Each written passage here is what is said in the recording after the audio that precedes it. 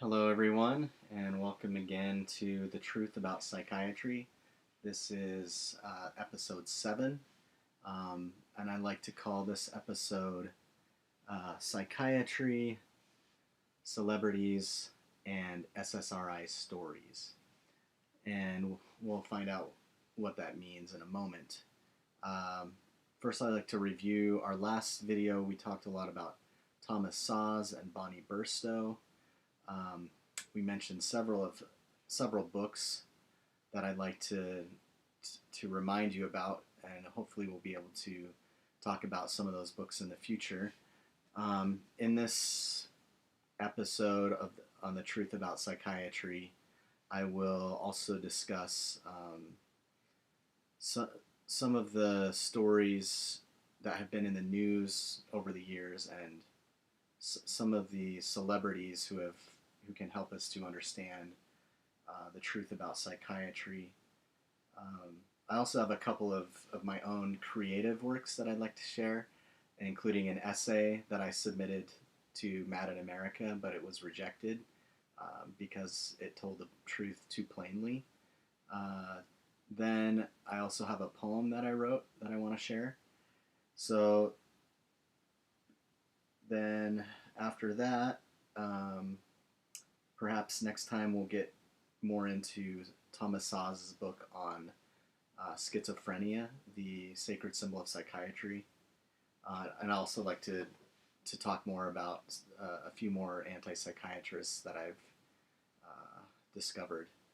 But just to start out with a review of the last video, we did talk about a book by Thomas Szasz called Anti-Psychiatry Quackery Squared.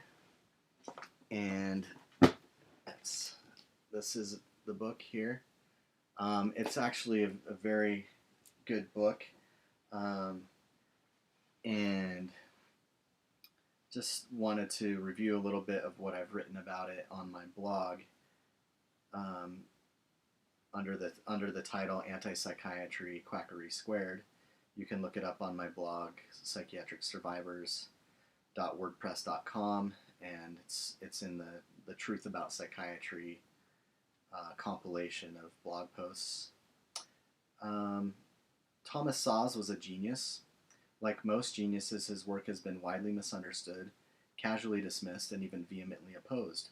Purveyors of what Szasz called the therapeutic state have failed to understand the simplicity of his basic thesis, namely that psychiatry and anti-psychiatry are unjust because they are based on coercion and lies. So, and remember that this type of anti-psychiatry is the kind that Thomas Szasz opposed during his earlier in his career, and that had to do with people like R.D. Laing, who wrote The Divided Self. He wrote other books, I'm sure, but Laing was one of the popularizers of the anti-psychiatry movement during Szasz's early career, and that is the type of anti-psychiatry that Szasz was opposing. The anti-psychiatry of today is a different thing that Szasz most likely would have supported. So that's Laing and Thomas Szasz on anti-psychiatry, the early anti-psychiatry. Advocates of psychiatry and anti-psychiatry alike have failed to understand that Szasz was correct to assert that individual liberty and responsibility constitute the core of a just society. Like most geniuses, Szasz was light years ahead of his time. Although his work was rooted in common sense, it continues to extend light years ahead of the status quo. So, one thing I'd like to point out here is Thomas Szasz was a great proponent of liberty and responsibility. He saw liberty and responsibility as two sides of the same coin, and although he probably emphasizes liberty with too much of a libertarian streak, I think he's absolutely correct to promote liberty and responsibility as two sides of the same coin. Um, so in this blog post, I continue. Nowhere is Saw's brilliance more evident than in his book Anti-Psychiatry, Quackery Squared. The clarity of his ideas sparkles more brightly in contrast to the dark background of his critics and detractors. Long ago, Saw's demonstrated that the notion of mental illness is a metaphor and a myth, not a medical reality. He showed how the insanity defense, psychiatric incarceration, and forced drugging are antithetical to anything worthy of being called medicine or healing. Even though Saw's effectively exposed the brutality of psychiatry, the anti-psychiatry movement of the 60s began to undermine his efforts. So this is the anti-psychiatry movement. This is why Saw's thinks psychiatry is quackery, and anti-psychiatry, this early anti-psychiatry, is quackery squared, because it's just another form, double quackery, quackery squared, of psychiatry. Led by the immoral renegade psychiatrist R.D. Laing, this guy, the divided self, the so-called anti-psychiatry movement perpetuated the abuses and injustices of psychiatry under another name. Laing's antics stymied critics of psychiatry by subsuming their work under the rubric of anti-psychiatry. But Saw's book, Anti-Psychiatry Quackery Squared, unmasked Laing and his cohorts for what they were, con artists and charlatans like Charcot and Freud before them. Although he was often smeared as an anti-psychiatrist, Saw's showed that since psychiatry is quackery, anti-psychiatry is nothing more than quackery squared. He was equally opposed to psychiatry and anti-psychiatry because both movements depend upon pseudoscientific dogmas and coercive practices. Saw's was decidedly pro-liberty and pro-responsibility, something that his critics found intolerable. In the preface to his book, The Age of Madness, Saw's compared institutional psychiatry to slavery. Quote, like slavery, institutional psychiatry is a complex socio-economic phenomenon of long-standing and great practical importance.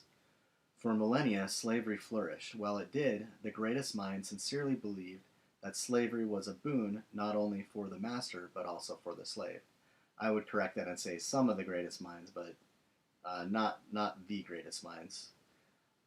Only recently did the people of the Western world feel ready to abolish this institution and replace it with labor relations based on contract. In comparison, hospital psychiatry is a young institution. Indeed, it seems probable that it is still in the ascendancy, and that it will grow and flourish before mankind will feel morally moved and socially prepared to replace it, too, with patterns of social welfare based on mutual consent.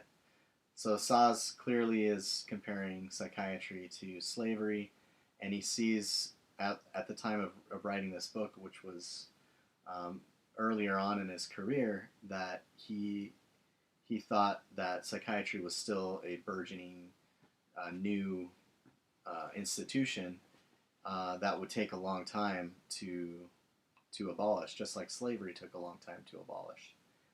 Dr. Thomas Saw's was morally moved and socially prepared to abolish coercive psychiatry many decades ago. A few voices in the wilderness, including Robert Whitaker, Dr. Peter Breggin, Anne Blake Tracy, and survivors of psychiatric abuse, are preparing the rest of the world for this move. When coercive psychiatry and so-called anti-psychiatry are finally abolished, future generations will commemorate Saw's work just as current generations venerate Lincoln's Emancipation Proclamation. Until that time, as Saw's predicted, we will continue to witness the terrible consequences of coercive psychiatry.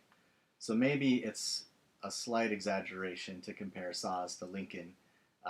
It's actually an exaggeration, but I do believe that once psychiatry is abolished, that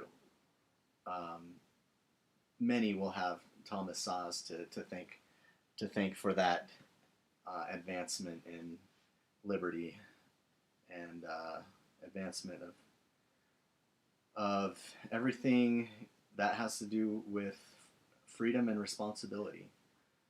So that's a little bit about Thomas Saw's on anti-psychiatry quackery squared, and just keep in mind that that was the anti-psychiatry of Laing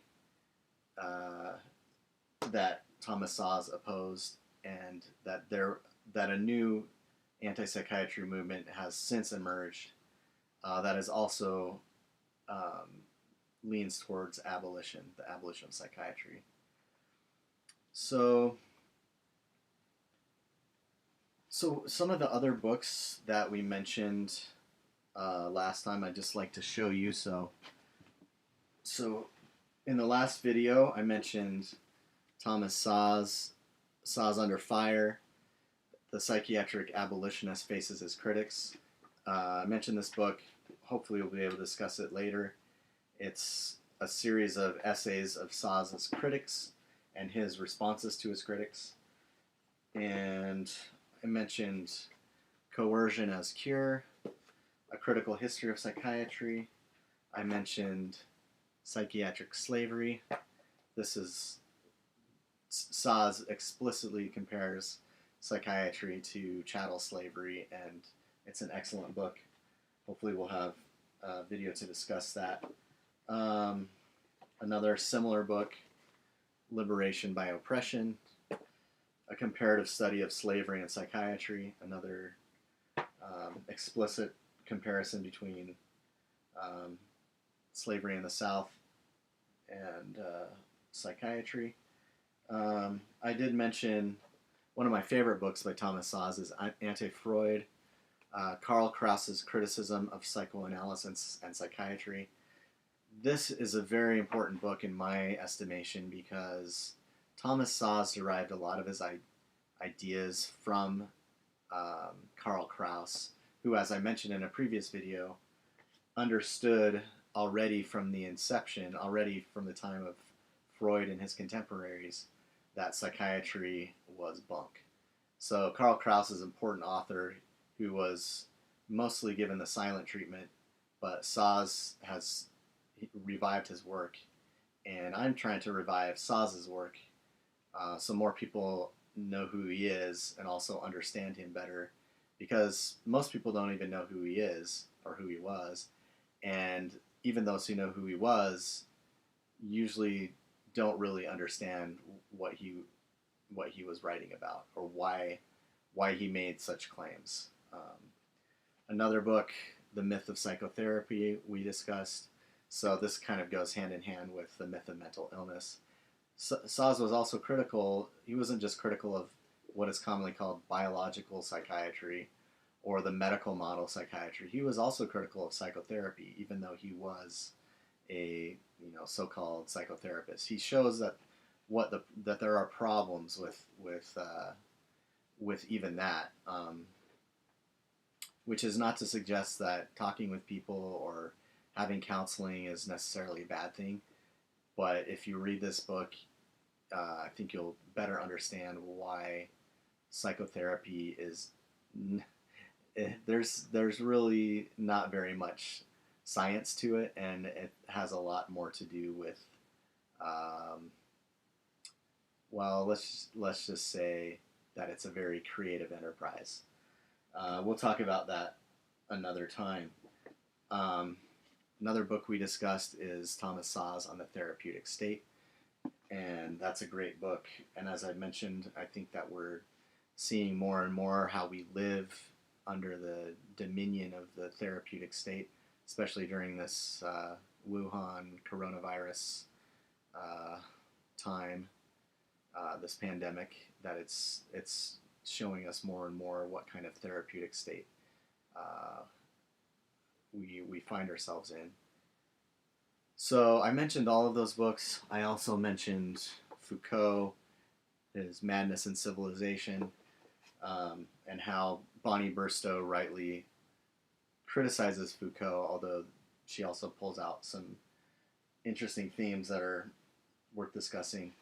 And then I mentioned Joanna Moncrief. Bonnie Burstow mentions Joanna Moncrief. She wrote a book called The Bitterest Pills, and she's a tough nut to crack. I feel like she publishes frequently on Mad in America. She's quite philosophically sophisticated, smart lady, and she's written this book is very good on the history of psychopharmacology, pharmaceutical industry, psychotropic drugs. So she recognizes all the things that Whitaker and Bregan and Saz and Burstow recognizes, but for some reason, and maybe because she's a psychiatrist, she continues to cling to a lot of the false notions of psychiatry, which is unfortunate. Um, so those are some of the books I mentioned in our last session. I just wanted to remind you about them. Um, and while I have it here, and I might as well reiterate this, remember that it is dangerous to withdraw from psychotropic drugs rapidly. You cannot do it cold turkey.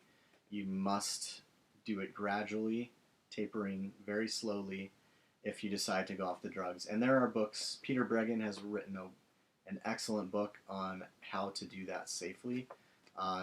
This is another book that I found, How to Get Off Psychoactive Drugs Safely. There is Hope, There is a Solution by James Harper and Jason Austin. I've only skimmed through this book, so I don't know how good it is. It's probably not as good as Peter Breggin's book on the same topic. But it could be helpful because there's just so much that people don't know about psychotropic drugs. Not just the victims of drugging themselves, but also those who are prescribing them. Most often, they know next to nothing about what these drugs are or what they do, or what the effects of the drugs are. There's also a website that was started by a lady who's a survivor, a psychiatric survivor. Her name is Laura Delano, Delano, and she has started a company or a group, an organization called Inner Compass Initiative, I believe it's called. So Laura, Laura, Delano, Delano, Inner Compass Initiative, and her whole focus is to help people to withdraw from psychotropic drugs and to extricate themselves from the trap of psychiatry. And so there's some helpful resources out there. As I mentioned in a previous video, Jim Gottstein is also a lawyer who apparently has helped some people. But in my search, it's been very difficult to find any lawyers who are remotely acquainted with the pharmaceutical industry or helping survivors of psychiatry. It's just the legal system. You know, maybe there's people out there, but they've been so hard to find, and it's really, the system is set up to harm, you know, quote unquote patients of psychiatry, but then once they're harmed and their lives are ruined, there's not really anything in place except for what I mentioned of Laura's Inner Compass Initiative. There's not much in place to really assist these people who have, if they've survived, like if they haven't died, they're suffering immensely. So it's a really terrible thing, and I would hope that in the future there would be more resources to support survivors of psychiatry. So those are a few books and a few things that might be helpful to you or your loved ones or your friends or anyone who has been a victim of psychiatry. So now, let's see, what did I want to talk about next? So I talked about that. Well, we've talked a lot about psychiatry and anti-psychiatry. What is anti-psychiatry? But let me read to you an essay that I wrote. This is an essay that I submitted to Mad in America for publication. Robert Whitaker rejected it, and at first I wanted to submit it under a pseudonym, pen name, because at the time I wasn't ready to just, write so openly about the truth about psychiatry. But now that it's been rejected, and in my view, it was rejected because because I speak the truth too plainly about psychiatry, that and Robert Whitaker in his website is, he's trying to he's trying to appease both sides. Basically, he's a reformer, or at least the last that I have known, he was a critic of psychiatry and one of the greatest. And I'm very grateful for the work that he's done and that he continues to do. So a great ally of survivors, but he's also trying to persuade the proponents of psychiatry with the mentality of a reformer or mentality of a critic rather than someone like Bonnie Burstow, Thomas Szasz, who are abolitionists who see there's nothing that's going to reform psychiatry. It's as I mentioned in a previous video, it's worse, much worse than a pile of manure. And a pile of manure is useful for things, whereas psychiatry is harmful and creates terrible problems in our society. So let me just read this essay that I wrote that was rejected. It is called "What is Psychiatry?" This essay was submitted for publication with Mad in America and rejected by Robert Whitaker. What is psychiatry? The American Psychiatric Association defines psychiatry as, quote, the branch of medicine focused on the diagnosis, treatment, and prevention of mental, emotional, and behavioral disorders, unquote. Psychiatrist, so the APA claims, is, quote, a medical doctor, an MD or a DO who specializes in mental health, including substance use disorders. And psychiatrists are qualified to assess both the mental and physical aspects of psychological problems, unquote. On its surface, such definitions appear rational. However, upon deeper inspection, nothing could be further from the truth. The word psychiatry, and I've mentioned this in a previous video, is derived from the ancient Greek term psyche, meaning soul, and iatrikos, meaning medical treatment. Thus, psychiatry refers to the medical treatment of the soul. Is this what the APA claims to accomplish? Do psychiatrists treat the human soul with medicine? For a psychiatrist to treat the human soul with medicine would first require that he or she possesses knowledge concerning the human soul. It would also require that he or she possess knowledge concerning medicines that treat the human soul. Do psychiatrists possess knowledge of either of these things? Of course not. To borrow a phrase from the brilliant Thomas Szasz, psychiatry is and always has been the science of lies. So Thomas Szasz has a whole book called Psychiatry, the Science of Lies, and it is one of the best. I know I've said this about a lot of Thomas Szasz's books, but it's one of the best summaries of the history of psychiatry and one of the best exposés of the truth about psychiatry. There is nothing remotely scientific or rational about psychiatry, and yet it poses as a medical profession with the authority to diagnose, treat, and prevent mental, emotional, and behavioral disorders. From whence this authority? From whence this capacity to assess both the purported mental and physical aspects of psychological problems? Even if the authority of psychiatry were legitimate, which it is not, what could it possibly mean for a psychiatrist to provide medical treatment for the human soul? What are the disorders or problems that psychiatry claims to confront? What is mental illness? To borrow another phrase from the inimitable Thomas Szasz, mental illness is a myth. Simply put, there is no such thing as mental illness. The alleged psychological problems and behavioral disorders that fall under the umbrella of mental illness are little more than the inventions of a group of sick-minded psychiatrists. This is not to claim that human beings do not suffer from a wide variety of afflictions or debilitating symptoms. Quite the contrary. But the notion that the endless variety of human suffering is somehow reducible to mental illness, and that psychiatrists have a special knowledge of mental illness, is more than egregiously false. It is a hoax of catastrophic proportions. What then is psychiatry? Psychiatry is the pseudoscientific justification for slavery, abuse, torture, involuntary incarceration, forced drugging, ostracism, stigmatization, electroshock, lobotomy, and murder. As Szasz clearly understood, psychiatry is rationalized coercion and state-sponsored violence. It is institutionalized opposition to liberty and responsibility. How can this be? How is it possible for supposed experts in what is ostensibly a branch of medicine inflict so much harm on so many innocent people? Furthermore, why would anyone perpetrate such horrendous crimes. C.S. Lewis explains. So this is the quote that I shared in the last video, but it's worth repeating again because it is so relevant to the work of psychiatry.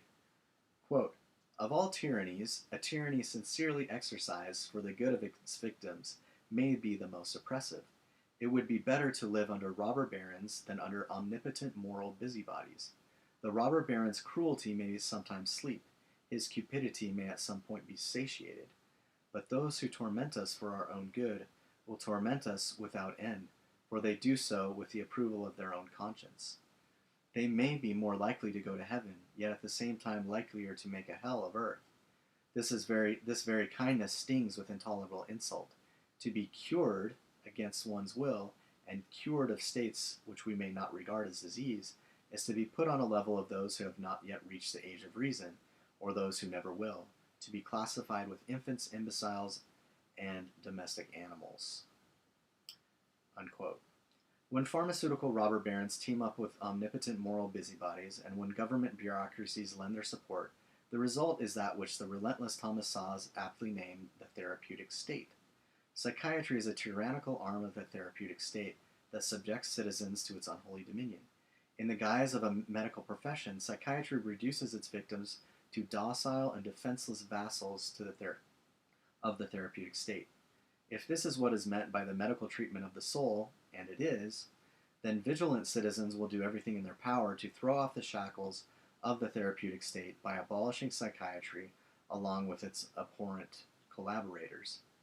If we wish to continue to live and act as free and responsible citizens, psychiatry, the science of lies, must be exposed for what it is.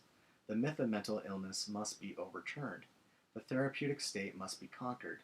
The false philosophies that undergird psychiatry must be annihilated, or else the hydra will grow new heads. Until that time, psychiatrists will continue to masquerade as healers who treat the human soul with medicine. Until that time, masses of innocent men, women, and children will continue to suffer because of the deceptions of the science of lies, the illusions of the myth of mental illness, and the tyranny of the therapeutic state. So that was my essay that I submitted to Mad in America, the website, and it was rejected by Robert Whitaker, and maybe not directly by Robert Whitaker, but at least the editors or whoever it is in charge just decided for whatever reason that they couldn't publish it, even though they publish numerous articles on from people like Bonnie Burstow, who was an abolitionist. Another great author on Mad in America that I should tell you about is, let me think of his name.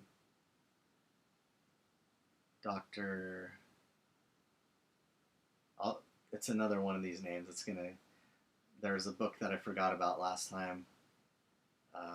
It's escaping my memory right now, but I'll mention him in future videos because there's one author on Robert Whitaker's blog, Mad in America, who really gets it more than I think anyone else. So that's my essay, and I just like to kind of give a little, try to help you understand a little bit what it's like, what goes on with psychiatric torture. Like, as I've tried to define, this is what psychiatry says it is, but what is it actually? As I try to define what is psychiatry, a common phrase that I use is psychiatry is a pseudoscientific system of slavery that masquerades as a medical profession. But I'd like to just give you a sense of what goes on in a psychiatric ward. What happens to these victims of psychiatry? Why is it so terrible? It's impossible to describe in words the suffering that people endure under the dominion of psychiatry. It's impossible to describe the suffering caused by the psychotropic drugs, and it's also impossible to describe the suffering caused by the torture, the involuntary incarceration, what people often referred to as hospitalization, um, and the other forms of psychological torture that take place. So I've just thought of a few movies that could maybe give you a picture of maybe what people might feel like um, in a in the setting of a psychiatric torture chamber. So one movie to keep in mind is A Beautiful Mind. Maybe you've seen the story of John Nash, I believe that's his name, the mathematician who was captured by psychiatrists. There's a scene where he's assaulted and dragged off to the torture chamber, um, the mental hospital. There's there's One Flew Over the Cuckoo's Nest, a few scenes from there, Medication Time, the therapy scene. Those will give you a glimpse into the reality, and even though it's a movie, those are very accurate portrayals of what goes on in the psychiatric torture chambers. A little more imaginative, I have here Han Solo tortured by Darth Vader and stormtroopers. So remember Han Solo getting tortured. That will give you a little glimpse into it. I love Tolkien and Lord of the Rings. So Frodo, when Frodo is being attacked and stung by the spider Shelob, that's a good reminder of psychiatry, because the venomous sting of the spider is perhaps a good image to evoke what happens when psychiatrists forcibly drug their victims. 1984, George Orwell's book. There was a movie made out of it. If you remember the How Many Fingers scene, or The Vision of the Future, or Room 101, those torture scenes can help you understand what people go through sometimes when they're involuntarily incarcerated, or even when they voluntarily go to the psychiatric torture chamber thinking that it's a hospital, thinking that these are real doctors that will help them and heal them. They still may undergo these forms of torture. The Matrix, you remember the belly button torture, the little weird thing that goes into his belly button and all that. These are kind of, dark and frightening scenes, but one of my favorite movies of all time, The Princess Bride. You remember the machine? He was stretched out on that rack, and you could hear throughout all the village, throughout all the forests, the groans of Wesley as he was on the machine. And if you've seen The Dark Crystal, there's the podlings when they're being drained of their essence. I think that's a good way of thinking about what happens to people in psychiatry. And finally, I put on here Braveheart, because the end when he cries out freedom, freedom. That just makes me think of probably what a lot of victims of psychiatry are thinking or crying out in their hearts as they're being tortured. So those maybe can help you understand, if you haven't gone through something like this yourself, or known someone who has. Those are some movies, some scenes that may help you to understand why psychiatry is, as Thomas Szasz said, it's the science of lies. So, and I also wrote a poem about this to maybe increase your understanding of what it's like. So this poem is called A Christmas Eve Visit to the Psychiatrist. 'Twas the night before Christmas, when all through the hospital not a creature was stirring, not a single committal. IVs were hung by the bedsides with care, in hopes that more patients soon would be there. The children were suffering in the wing for pediatrics, while the elderly hallucinated in the wing for geriatrics.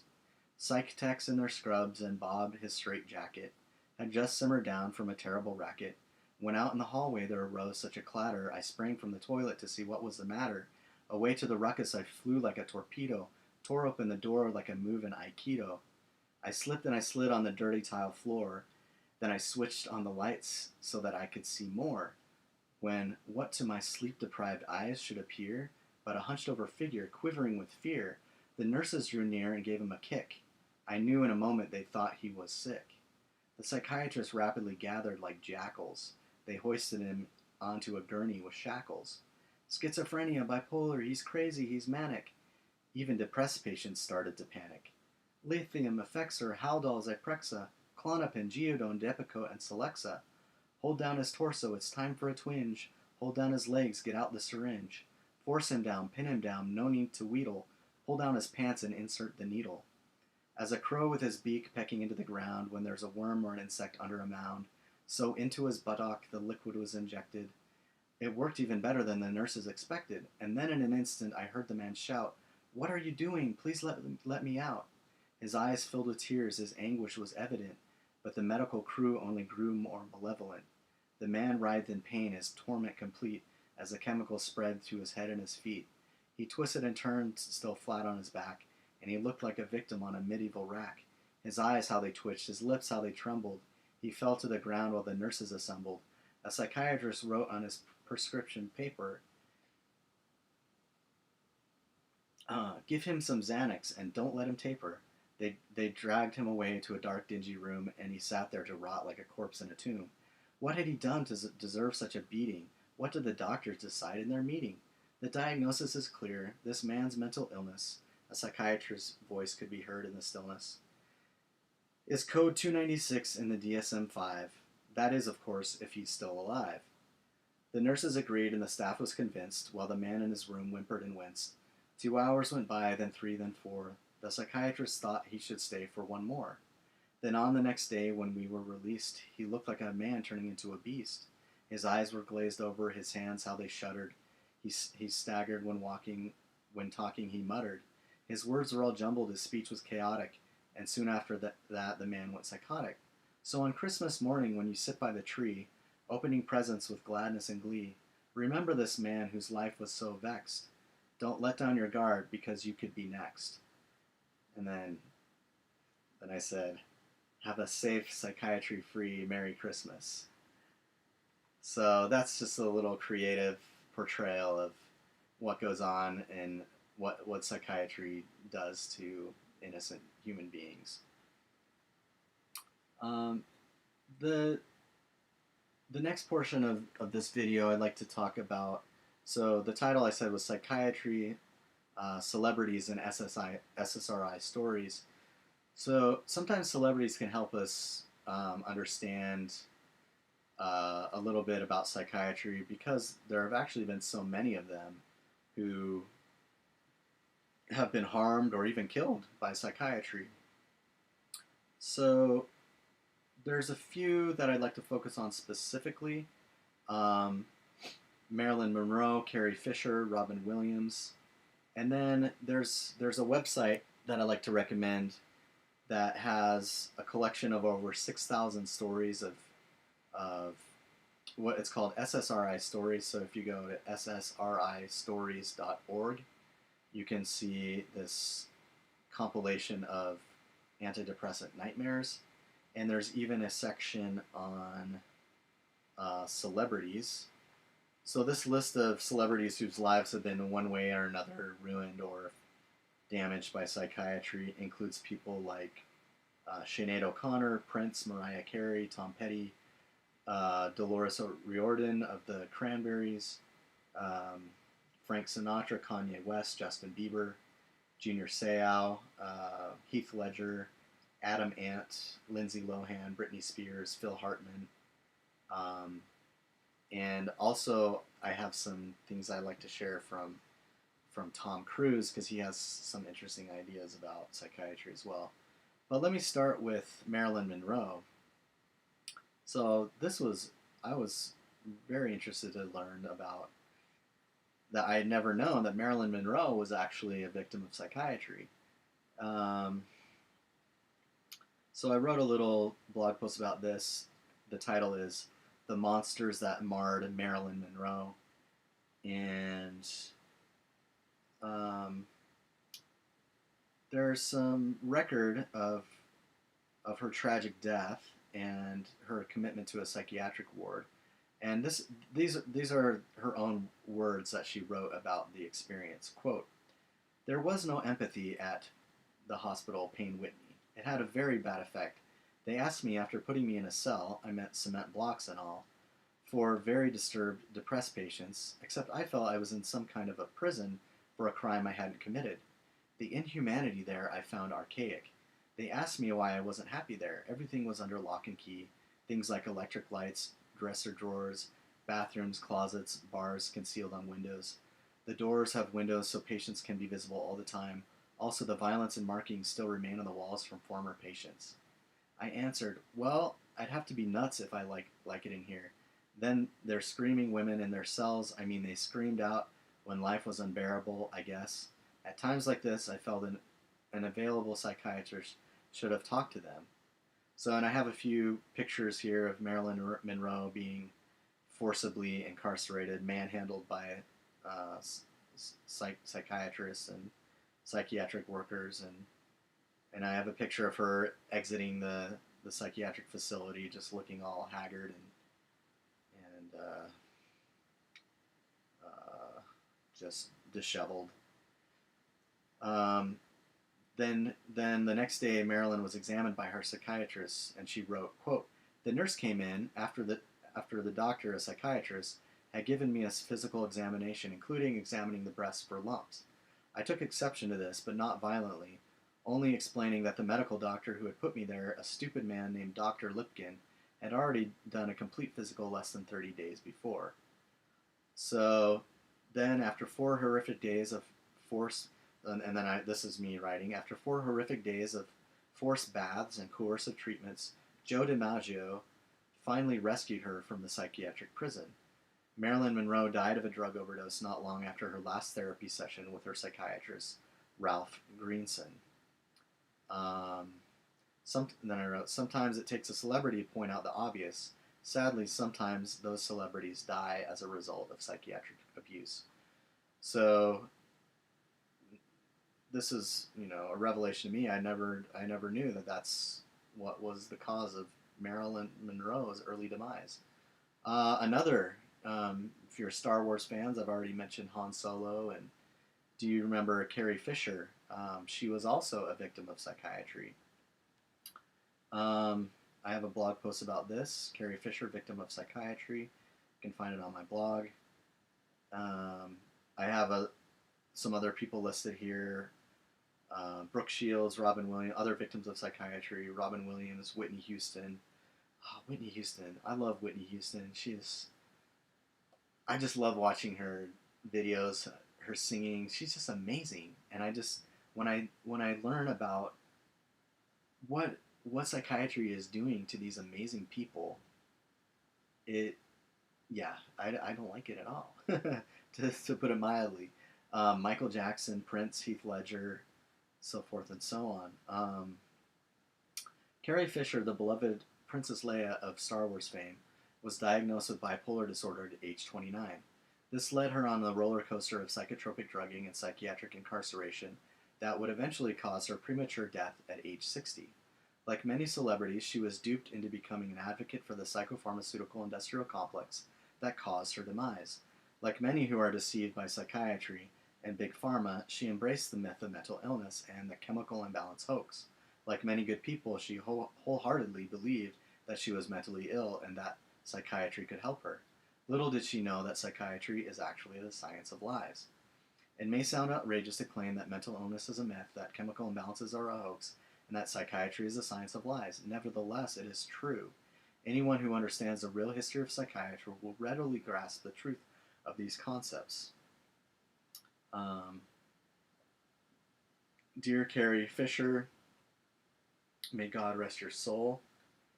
So, her early demise was also a direct or indirect result of psychiatry, psychotropic drugging, and so forth. Do you remember Robin Williams? great actor in many, many great movies. He's in Dead Poet Society, so there's some there's some interesting criticisms of that movie. I mean, I enjoyed it when I was younger, but some of the critiques that I've read about it I think are actually good. But still doesn't detract from the reality, the fact that he was a great actor and a you know, very charismatic person. Um, but in his movie, The Dead Poets Society, there's the fictional character who commits suicide, but Robin Williams was a real person who committed suicide. And in my blog post, I write, in the first place, there is much evidence to suggest that Robin Williams' suicide was a direct result of the diagnoses that he received and the drugs that he was prescribed. In other words, Robin Williams' suicide was facilitated by psychiatry and the pharmaceutical industry. Actors Marlon Wayans and Rob Schneider both confirm that psychotropic drugs contributed to Robin Williams' tragic death. This is a painful reality that few seem willing to acknowledge, but hopefully everyone will understand when and if the autopsy and toxicology reports are revealed. Unfortunately, the drug-induced suicides are becoming more and more common. So I haven't checked on any of those autopsy or toxicology reports, but I wouldn't be surprised if Marlon Wayans and Rob Schneider were actually telling the truth. There is no patch atoms that can stop these tragedies from occurring, because psychotropic drugs cause people to do things that they wouldn't normally do, often provoking them to violence and suicide.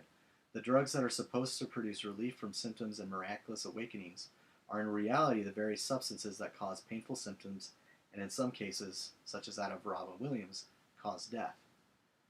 Williams himself was only partially aware of the effects of psychotropic drugs, otherwise he might still be alive today. The FDA's black box warning are not sufficient to prevent such tragedies because they obscure the fact that psychotropic drugs inflict terrible damage on the human brain, and they allow pharmaceutical companies to continue to market madness. Robin Williams, may he rest in peace, and may psychiatry and the pharmaceutical industry that facilitated his death follow suit. So that's a little bit about that, Robin Williams.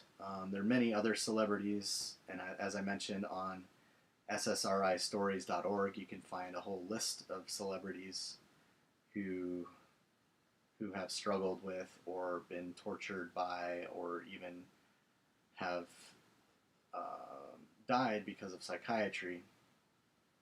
While I'm mentioning these celebrities,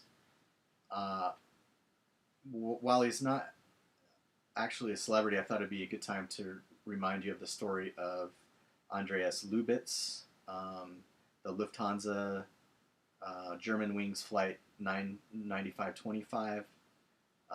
Remember this guy who deliberately crashed the 150-passenger Airbus A320 into the French Alps.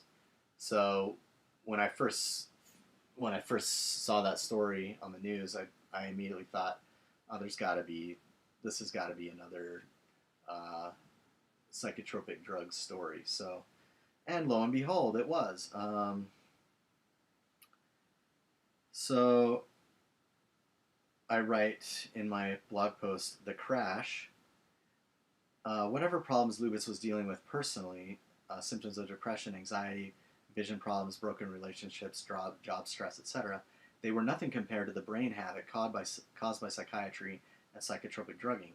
The toxic chemicals that riddled Lubitz's brain, substances more accurately described as androphonic or man-slaying drugs, included the powerful Zyprexa or olanzapine, which is euphemistically referred as an atypical antipsychotic. So he was on Zyprexa, and I note that he was not the first pilot to crash an aircraft or under the influence of SSRIs. He's not the first subject of psychiatry on psychotropic drugs to commit an egregious act of mass murder and suicide.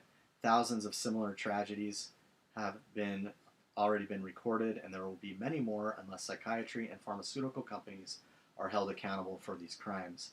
And then I list, again, SSRI stories. There's a whole list of those. Similar stories, whether mass shootings, airplanes crashing, just violent acts. all of which were caused in some way or form by psychotropic drugs. And this also just, this is not to say that people don't commit heinous crimes without drugs, because obviously they do and people have.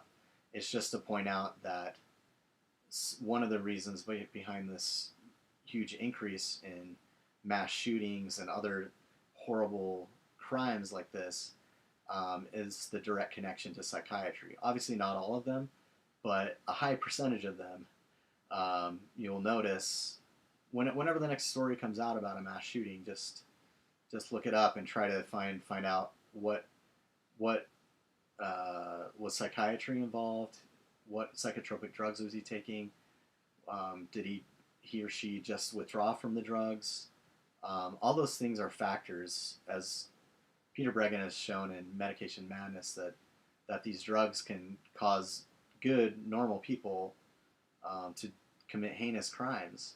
And that's a really, really awful thing. And it's been reported over and over. You know, people who thought, man, this kind and sweet person all of a sudden turns into a raving, rampaging madman. Like, what's going on here? Just look into psychiatry a little bit.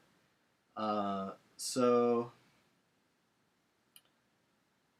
I know in my article on Lubitz that it's most likely a direct result of psychiatric abuse and psychotropic drugging.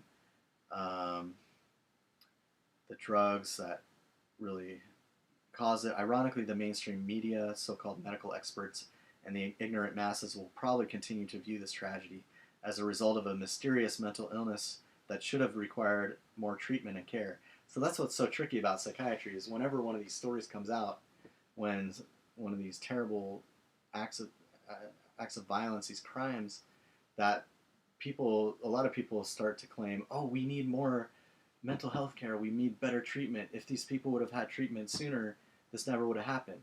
When in reality, the reason why these people are doing these things is because they have been treated by psychiatry. They've been tortured, they've been abused, they've been drugged, they've been involuntarily incarcerated, and sometimes after that, or sometimes after withdrawing rapidly from a drug, never withdraw rapidly from a psychotropic drug. That's a lot of times when these terrible tragedies occur.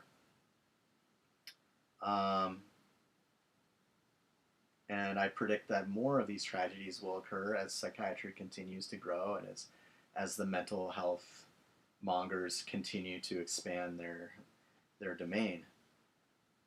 So those are some stories about psychiatry.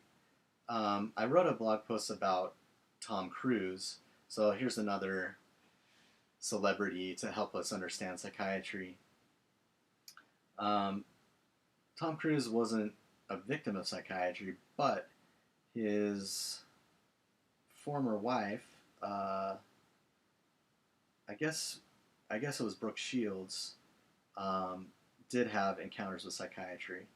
So let me just go through this post a little bit, because Tom Cruise has a little interview with Matt Lauer on June 23rd, 2005 on the Today Show.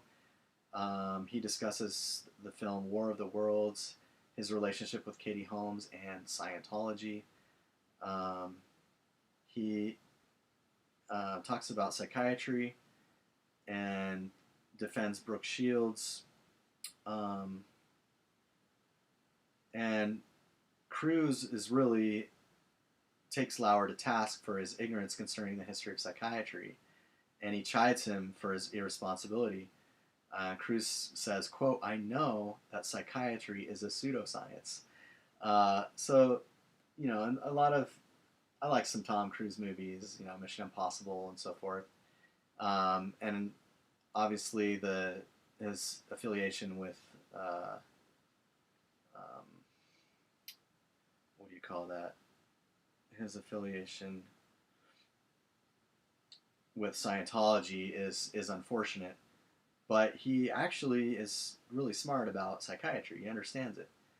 So I say, what is going on in this interview? Why is Lauer so eager to defend Brooke Shields, and why is Cruise so confident in his position? What does Kruse claim to know that Lauer doesn't, and why does it matter? What is the history of psychiatry, and why is it important to understand this history? Many have tried to dismiss Kruse's position as mere Scientological gobbledygook, but Kruse makes it clear that he opposed psychiatry even before his involvement with Scientology. In addition to his experience with Brooke Shields, Kruse has many good reasons to oppose psychiatry. In fact, one of the world's top psychiatrists subsequently defended Kruse and commended him for his courage. Soon after the interview with Lauer, Dr. Peter Breggin, author of Toxic Psychiatry, Medication Madness, and Psychiatric Drug Withdrawal, wrote an article for the Huffington Post to thank Kruse for speaking out against psychiatry. Quote, "Well, Tom, you said on TV things I've been saying in the media and in my books and scientific articles for 3 decades, but boy, did you generate a lot more attention to the issues. Thanks." So even though physicians and researchers such as Peter Breggin and Thomas Szasz and Robert Whitaker have spent decades uncovering the mendacity of the mental health industry, sometimes it takes a celebrity with a little bit of experience to bring truth to light. In spite of his unfortunate involvement with Scientology, and regardless of his success as an actor, Tom Cruise gets at least one thing right. Psychiatry is a pseudoscience. Furthermore, as Cruise also understands, chemical imbalances are a myth. There is no such thing as mental illness. It is all a myth. The world may continue to believe this myth, and as a result, many more will be harmed and even killed, but that's because the world doesn't know the history of psychiatry. It's time for the world to know. So I enjoy that interview with Tom Cruise and Matt Lauer, and just another celebrity who helps to shed light on the truth about psychiatry. So, I think next time I'd like to talk a little bit about. Every episode we can talk about a book by Thomas Szasz because he's written, many, several dozens of books on psychiatry and anti-psychiatry, and perhaps we'll get to his book Schizophrenia and the Sacred Symbol of Psychiatry next time, and maybe some other anti-psychiatrists that I'd like to introduce to you. But that will suffice for today, and hope you've enjoyed this episode of The Truth About Psychiatry, Psychiatry Celebrities, and SSRI stories. And I will see you soon.